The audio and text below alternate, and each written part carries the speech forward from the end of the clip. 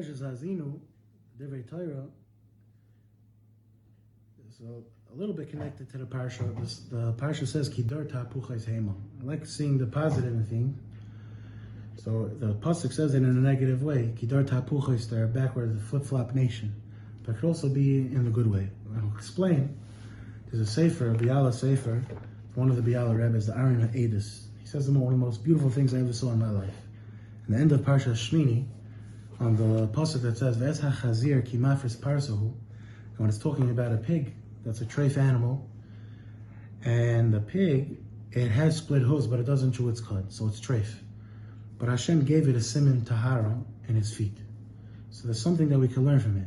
There's something, the pasuk says malfenu mi bahamais art, and Iyar says we can learn something from the animals.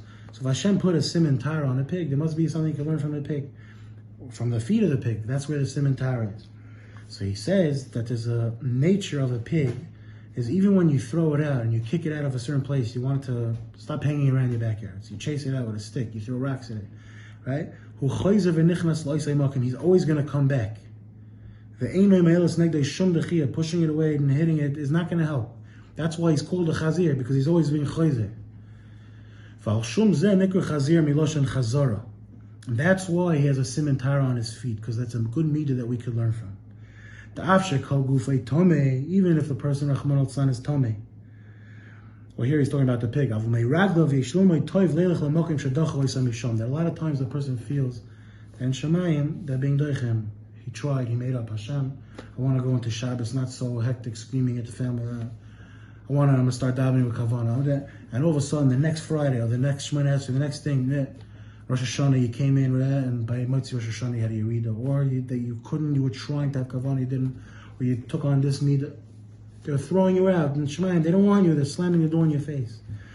There's a Midah called a pig, Chazir. You say, I'm not leaving, I'm coming back, and your feet will bring you back again and again and again. That's a siman tahara. And that's what we need to learn from it. And I want to maybe add that you could say that this is Pshat.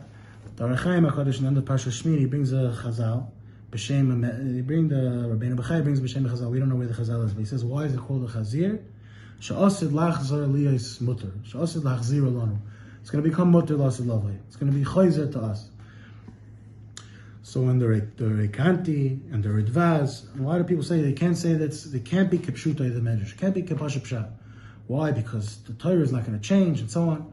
I want to say that it could be what this means is that, what does it mean that it's going to become Torah l'asid lavai? It means that whoever has this midah, uses this midah of the chazir, he's going to be this chazir, he's going to always go back. He says, Hashem, I'm not leaving. I'm a soldier, I'll be missing in action, I'll be a prisoner of war, I could be injured in that, but I'm coming back, and as soon as I get up, I'm coming back. So he has a promise. Why is it called a chazir? Because he's asidli tar. He's going to become tar. He has a promise. He has a avtacha from Chazal. He's going to become tar. That's the guy who's going to become tar. The guy who stays out doesn't become tar. He fell and that's it. He's goodbye. I saw the Beis Yisrael of Ger that he heard that there was a Avreich who did something really, really bad. And he was still coming to the Gerish Tibel, whatever it was. The people can't throw him out. He said, I can't throw him out. I can't throw him out. Why? Because the Gemara says that if a person is makdish a behema, that should be a carbon. Let's say he's makdish, he says, instead of being makdish the whole cow, he says, I'm makdish the regal of the cow. And the cow's still alive, so it says, the Gemara says, pashta kedusha bakula. The kedusha spreads to the whole thing becomes hektish. You can't just be makdish the regal. So if this guy's regal, even though he didn't have air, but this guy's feet are bringing him to the base medrash, maybe the kedusha is going to be pashta bakula. It's going to spread and he's going to take him over and he's going to. So that's pshat dor tapuchais hema. That's true. Maybe there's negative connotations, but it works the other way also. There's so many stories about tshuva with come out nothing that it's able to get him to flip around where the kedusha spreads so easily. So we should be to take the chizik and tell Hashem we're not leaving. The Rosh Hashanah wasn't so good. Yom Kippur is going to be good.